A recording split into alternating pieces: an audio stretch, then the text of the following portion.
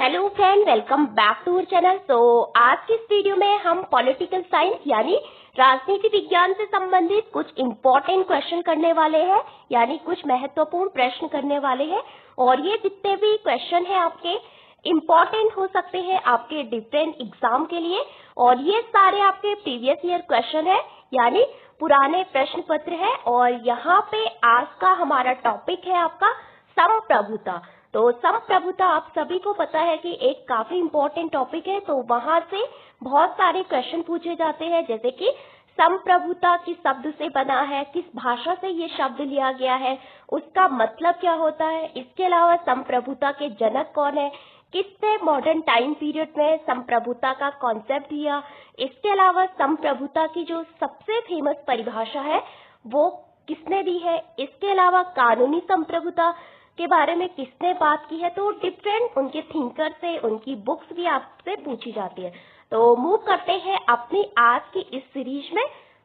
देखते हैं अपना आज का पहला क्वेश्चन। तो आज का पहला प्रश्न है आपका, बाह्य संप्रभुता के सिद्धांत को किसने विकसित किया, यानी जो आपकी एक्सटर्नल सॉवरेनिटी है उसका जो प्रिंसिपल है उसको किसने डेवलप किया। तो ऑप्शन है आपके पास जॉन ऑस्टिन या बेंथम के द्वारा या ओपनहाइमर के द्वारा या आपका ग्रॉसियस के द्वारा। तो आप सभी जानते हैं कि बाह्य संप्रभुता के जो सिद्धांत है उसके जो जनक माने जाते हैं, इसके अलावा उसको जो विकसित किया है तो वो किया है आपके किसने, ग्रॉसियस के द्वारा। तो ये क्वेश्चन आपका यूपी जीआईसी प्रवक्ता परीक्षा 2012 में आपका पूछा गया है। तो मूव करते हैं अपने आज के नेक्स्ट क्वेश्चन पे। तो नेक्स्ट क्वेश्चन है आपका कि संप्रभुता की आधुनिक अवधारणा का प्रतिपादन किसने किया, यानी सॉवरेनिटी का जो मॉडर्न टाइम पीरियड में जो कॉन्सेप्ट है उसकी जो आधुनिक अवधारणा है उसको किसने विकसित किया या उसका जनक कौन कहा जाता है। तो यहाँ पे आपके पास ऑप्शन है हीगल, फिर आता है मैकियावेली, फिर आते हैं हॉब्स, फिर आता है बौद्धा। तो यहाँ पे संप्रभुता की आधुनिक अवधारणा का प्रतिपादन किया किसने, आप सभी को पता है किसने, बौद्धा ने। तो ये पीसीटी परीक्षा 2004 में आपका पूछा गया है। तो जब हम बात करते हैं संप्रभुता की, तो ये एक आधुनिक अवधारणा के रूप में इसका सबसे पहले प्रयोग यानी फर्स्ट टाइम यूज और इसका प्रतिपादन जो है किसने किया, बौद्धा ने किया। और यहाँ पे जब हम बात करते हैं बौद्धा की, तो राजतंत्र को औचित्यपूर्ण बनाने तथा पोप एवं सामंतों की सत्ता को सीमित करने के उद्देश्य से वर्ष 1756 में इनकी काफी फेमस बुक आती है। इसका नाम है सिक्स बुक कंसर्निंग रिपब्लिक। इसको द रिपब्लिका भी कहा जाता है, यानी सिक्स बुक्स कंसर्निंग रिपब्लिक। तो द रिपब्लिका भी इसको कहा जाता है। तो इस बुक को भी आपको याद रखना है। इसका ईयर है 1756 में। तो बौद्धा ने राज्य को परिवार एवं उनकी मिलीजुली संपदा का एक ऐसा संगठन कहा जहां एक सर्वोच्च शक्ति और उसके शासन का विवेक चलता है। तो बौद्धा, आपको पता है कि जो संप्रभुता है उसको बोलते हैं ये आपकी सर्वोच्च शक्ति है। जब हम राज्य की बात करते हैं तो वहां पे भी संप्रभुता आपका सबसे इम्पोर्टेंट एलिमेंट माना जाता है राज्य का। तो जब किसी राज्य के पास, आपकी किसी देश के पास संप्रभुता होती है तभी वह एक देश या राज्य कहलाता है। अगर बात करें पॉलिटिकल साइंस की भाषा को में, तो हम कई बार आपका देश के लिए राज्य का प्रयोग करते हैं। तो यहाँ पे आप सभी को पता है।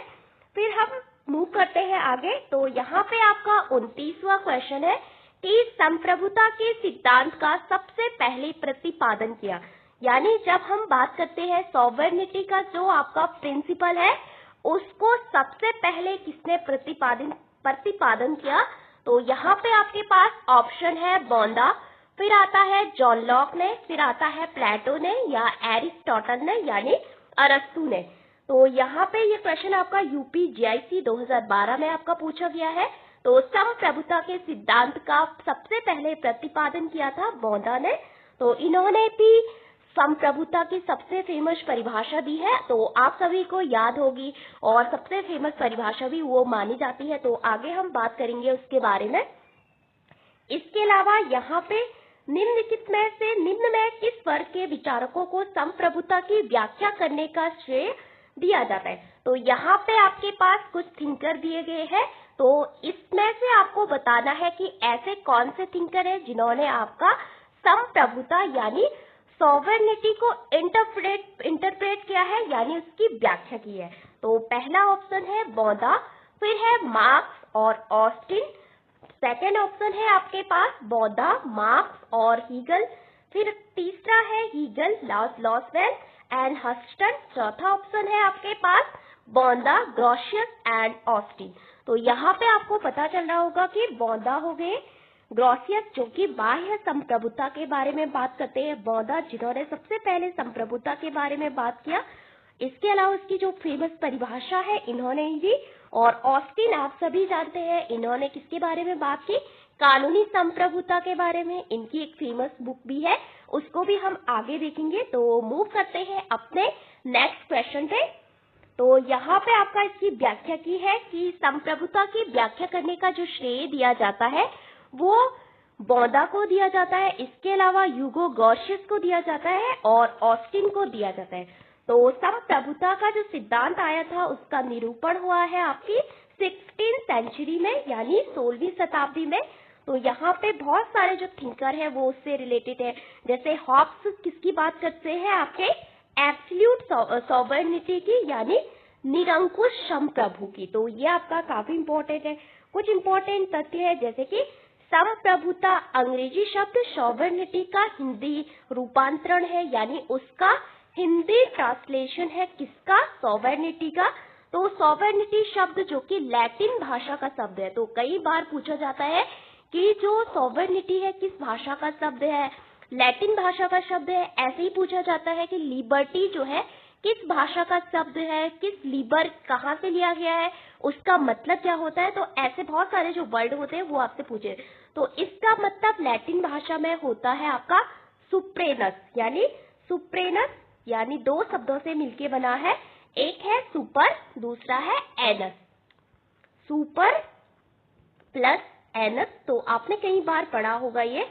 तो यहाँ पे इसका मतलब होता है सर्वोच्च सत्ता या सर्वोच्च शक्ति, अर्थात प्रत्येक स्वतंत्र राज्य अपने बाह्य या आंतरिक विषयों में पूर्ण स्वतंत्र हो। तो इस स्थिति को हम संप्रभुता कहते हैं, यानी यहाँ पे आपका स्वतंत्रता गलत लिखा हुआ है। तो मॉडर्न टाइम पीरियड में जब हम बात करते हैं किसकी, आधुनिक संप्रभुता सिद्धांत का जन्मदाता कहा जाता है, तो वो है आपके जीन बौदा। नेक्स्ट हम मूव करते हैं। तो यहाँ पे जो हमने अभी ऊपर पढ़ा उसी से रिलेटेड क्वेश्चन है कि संप्रभुता का मूल शब्द क्या है। तो यहाँ पे बहुत सारे शब्द दिए गए हैं आपके, जैसे सुपर एनस, फिर हम बात करते हैं सोवियन, फिर है इंपीरियम एंड सोवियत। तो यहाँ पे जो संप्रभुता शब्द है वो किससे रिलेटेड है, तो वो है सुपर एनस। तो super anus, super plus anus, इसका मतलब होता है सर्वोच्च शक्ति। मूव करते हैं आगे। तो निरंकुश संप्रभुता में कौन विश्वास करता है, यानी एब्सोल्यूट सॉवरेनिटी, यानी जो आपका राजा होगा उसको मतलब इतना शक्ति दे दो, उससे बड़ा आपका कुछ भी नहीं है, ना संविधान है ना आपकी जनता है, तो सबसे शक्तिशाली आपका राजा है।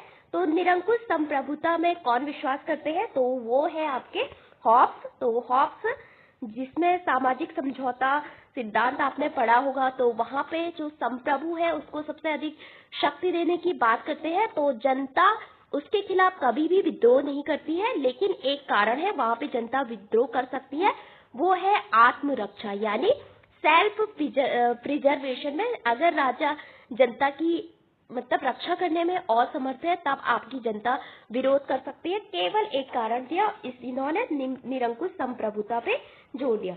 तो हॉब्स निरंकुश संप्रभुता का एक समर्थक था। उसके अनुसार तलवार के बिना संविधान केवल शब्द मात्र है। तो ये कथन भी पूछा जाता है कि किसने बोला कि तलवार के बिना संविधान यानी जो समझौते हैं वो केवल आपके शब्द मात्र है। तो इसके अलावा जो अमर्यादित संप्रभुता के समर्थक है वो निरंकुश संप्रभुता के समर्थक, उसमें आते हैं जीन बौदा, इसके अलावा Thomas Hobbes, जर्मी Bentham, Austin, Hegel.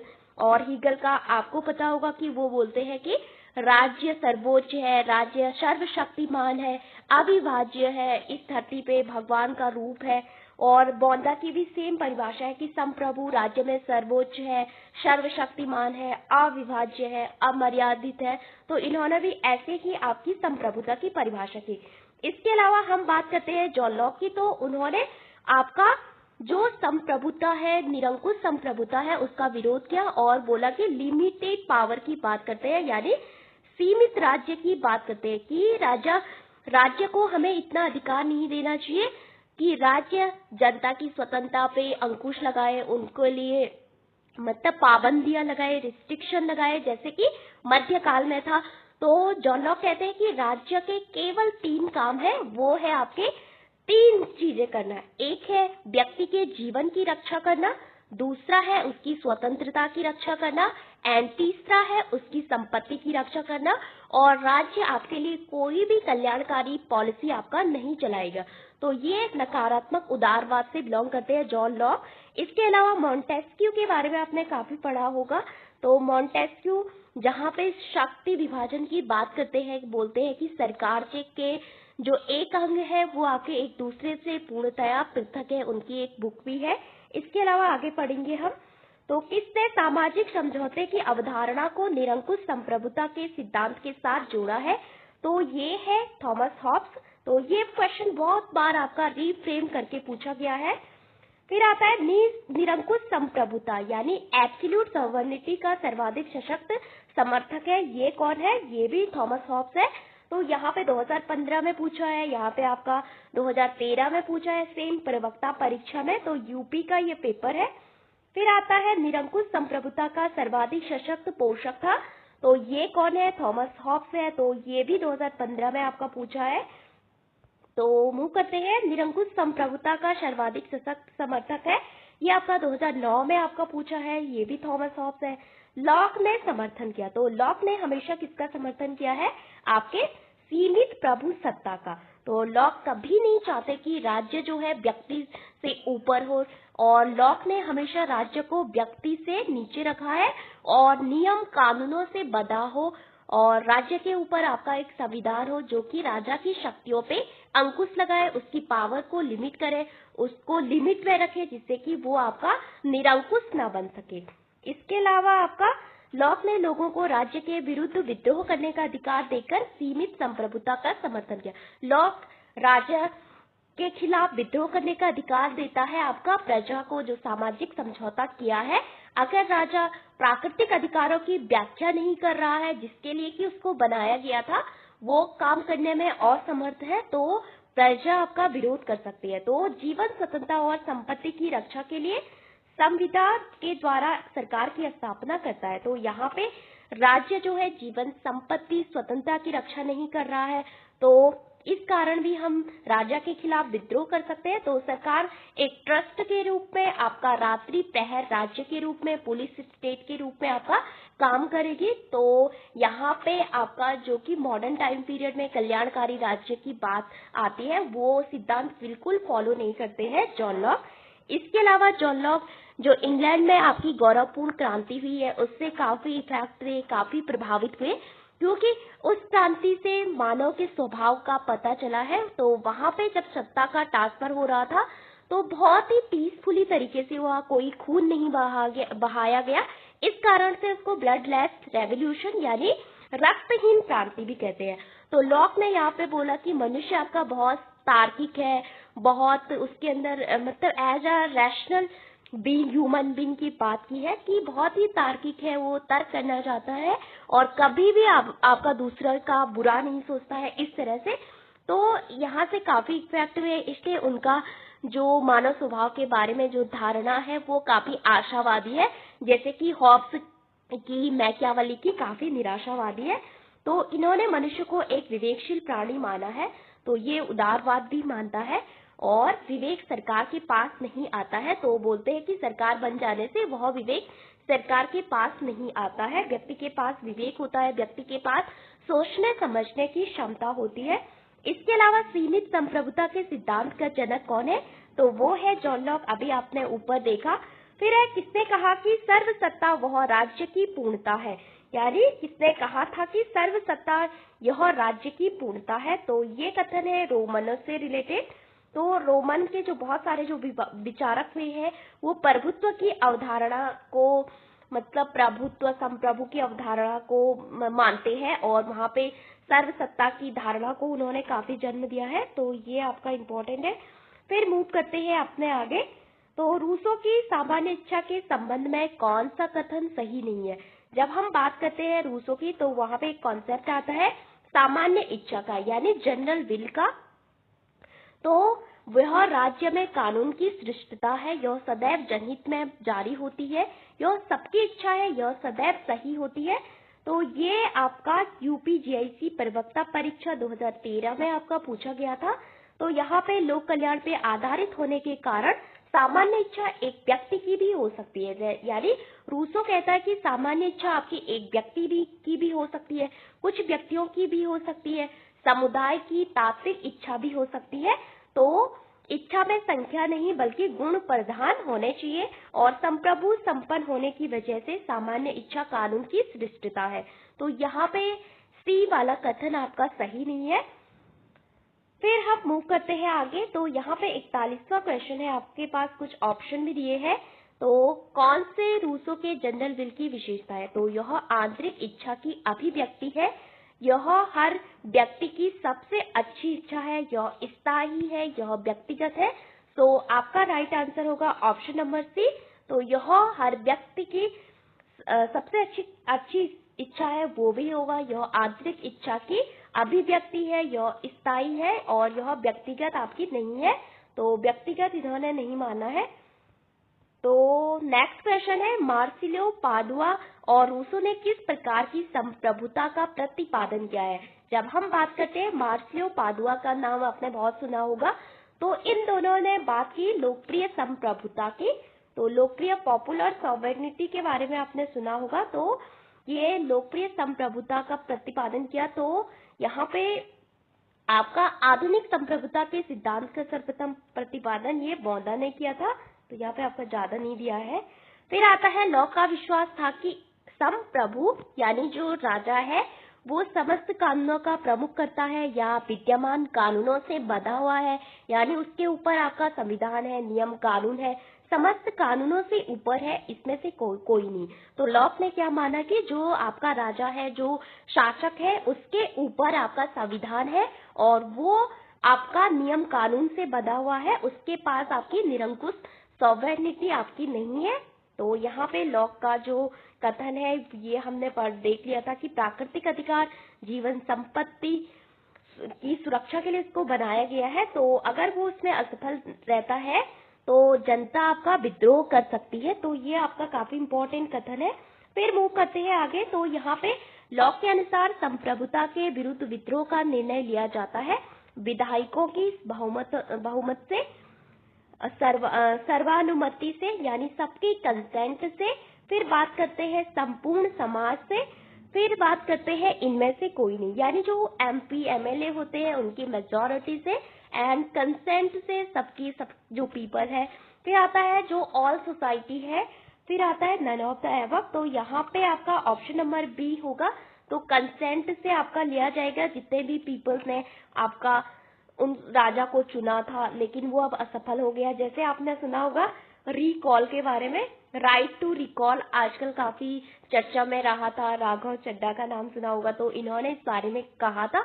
तो वही सब, अगर जनता जो है अपने जो प्रतिनिधि है उसको चुन सकती है, लेकिन अगर वो अपनी जिम्मेदारी आपका नहीं निभाता है तो जनता उसको वापस भी बुला सकती है। तो ये अधिकार होना चाहिए, ऐसा कौन मानते थे, जॉन लॉक मानते थे। तो ये आपका काफी इम्पोर्टेंट है। फिर आता है रूसों का संप्रभु शासक हॉब्स का लेवियाथन है जिसका सिर कटा हुआ है, यह कथन किसका है।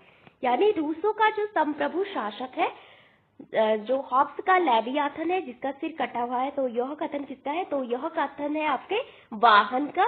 तो वैसे ही आपने कार्ल मार्क्स और हीगल का वो द्वंदात्मक भौतिकवाद से कथन भी सुना होगा। तो उसको पढ़ेंगे कार्ल मार्क्स वाली वीडियो में।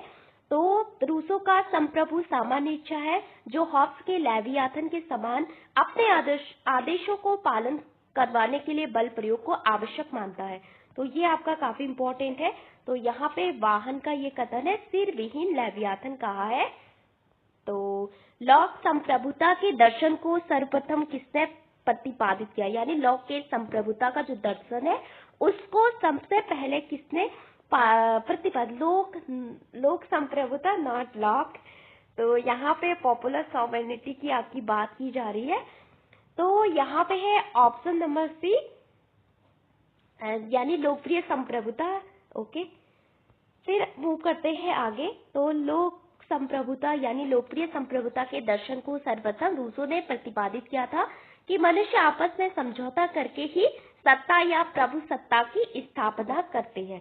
मूव करते हैं आगे। लोकप्रिय संप्रभुता की अवधारणा है, तो लोग राजनीतिक और विधिक सत्ता के स्रोत होते हैं। राजा राजनीतिक और विधिक सत्ता का स्रोत होता है। राज्य प्रमुख पद पर वंश उत्तराधिकार की प्राथमिकता दी जाती है। राज्य प्रमुख पद पर लोक नियंत्रण नहीं हो सकता है। तो यह कथन है आपका, इसका राइट आंसर है ऑप्शन नंबर 1, लोक राजनीतिक और विधिक सत्ता के स्रोत होते हैं, यानी जो पीपल होते हैं वही आपकी जो पॉलिटिकल एंड जो लीगल पावर होती है उसके स्रोत होते हैं। यानी जब हम बात करते हैं संविधान की, तो जैसे हम इंडिया के सेंस में बात करते हैं कि भारत में संविधान का स्रोत कौन है, तो वो है भारत की जनता। वैसे ही ये आपका कथन है कि लोग राजनीतिक और विधिक सत्ता के आपके स्रोत होते हैं। फिर मूव करते हैं आपका आगे।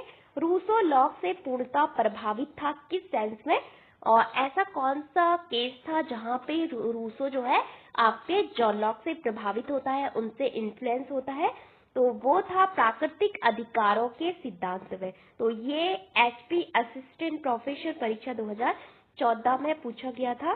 फिर आता है जॉन ऑस्टिन द्वारा प्रतिपादित प्रभु सत्ता सिद्धांत को कहा जाता है, यानी जो जॉन ऑस्टिन ने जो संप्रभुता का सिद्धांत दिया है उसको क्या कहते हैं, लोकप्रिय संप्रभुता सिद्धांत रूसो का है।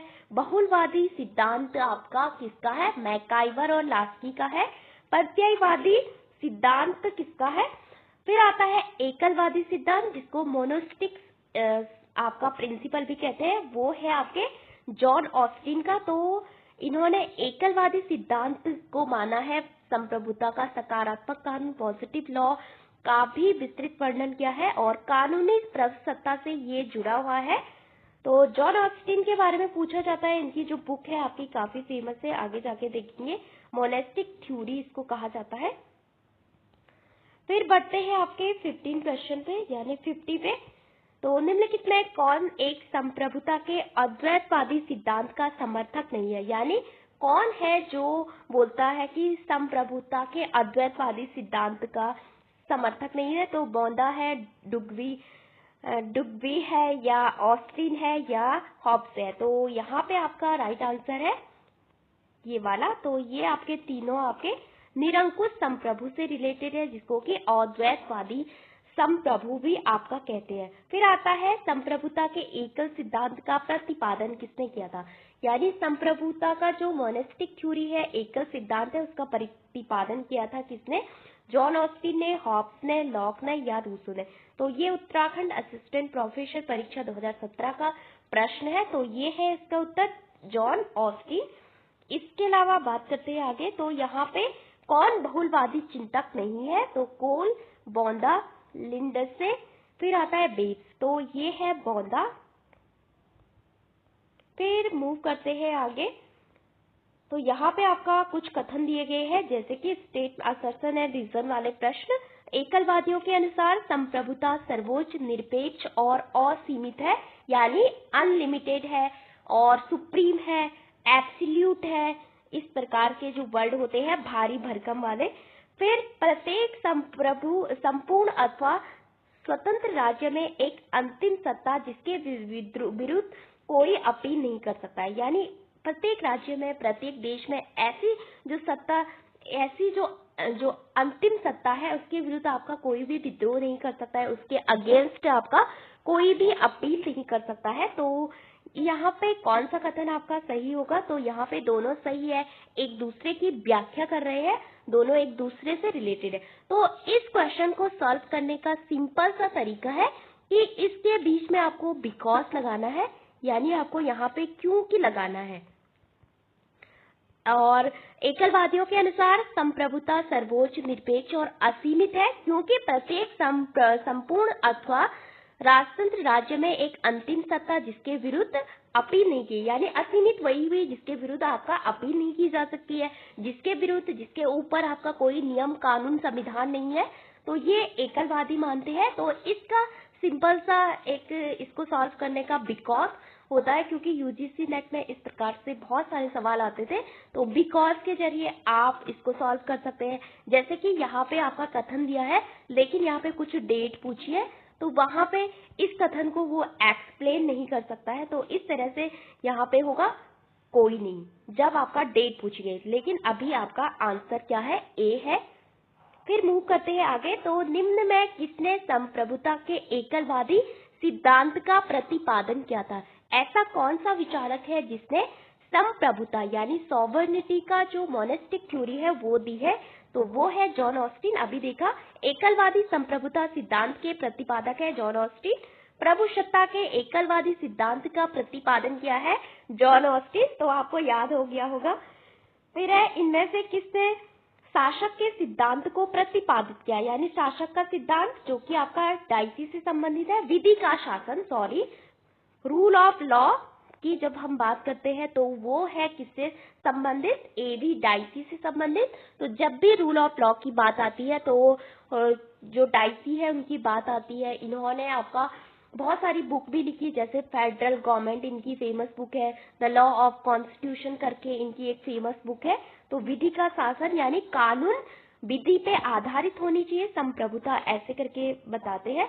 तो यहाँ पे इनकी बुक है introduction to the study of the law of constitution. तो ये इसका पूरा नाम है, introduction to the study of the law of the constitution. तो ये भी पूछा जा सकता है कि डाइसी की जो बुक है उसका पूरा नाम क्या है? इंग्लैंड से आपके बिलोंग करते थे। विधि के शासन यानी रूल ऑफ लॉ की का जो प्रतिपादन है वो इन्होंने ही किया है। फिर मूव करते हैं आगे। किस राजनीतिक विचारक ने राजनीतिक संप्रभुता की अवधारणा प्रस्तुत की? राजनीतिक संप्रभुता, तो ये एवी डाइसी से संबंधित है। तो नेक्स्ट क्वेश्चन है आपका, कानूनी तथा राजनीतिक संप्रभुता के मध्य भेद क्या है? यानी political sovereignty is different and legal sovereignty is different, यानी कानूनी और राजनीतिक संप्रभुता के मध्य डिफरेंस क्या है? तो वो क्या है आपके डाइसी ने।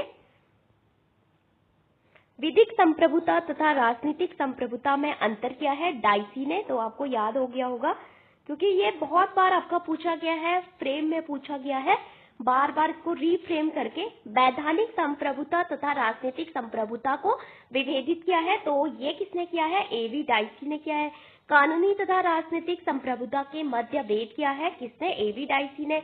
अगेन किसने विधिक और राजनीतिक संप्रभुता के मध्य भेद किया है? ये भी है आपका डाइसी। तो आपको पता चल रहा होगा कि डाइसी कितना इंपॉर्टेंट है। यहाँ से आपके बहुत सारे प्रश्न बन सकते हैं।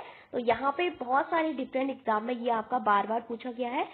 कौन संप्रभुता की बहुलवादी अवधारणा से नहीं जुड़ा है? तो यहाँ पे इसका ऑप्शन होगा डी। तो बहुलवादी अवधारणा जो है आपके हीगल उसकी बात नहीं करते हैं, मैटलैंड, क्रैफ और दुर्खिम इसकी बात करते हैं। फिर कौन संप्रभुता की विशेषता नहीं है? तो यहाँ पे डी होगा, सर्वव्यापकता भी है, स्थायित्व भी है एंड अविभाज्य भी है। कौन संप्रभुता की विशेषता नहीं है? फिर यहाँ पे पूछा है अविभाज्य, स्थायी और आपके जो अस्थायी नहीं, ये स्थायी है, निरपेक्ष है, व्यापक है। फिर आता है संप्रभुता की एक विशेषता नहीं है, सुनिश्चितता, विभाज्यता, स्थायित्व, अनियंता, यानी ये विभाज्य नहीं है, अविभाज्य है आपकी। तो इस प्रकार से आपके पूछे जाते हैं बार बार। प्रभुसत्ता के कानूनी सिद्धांत का लक्षण नहीं है, तो यहाँ पे आपका बी होगा, विभाज्य नहीं है, अविभाज्य है।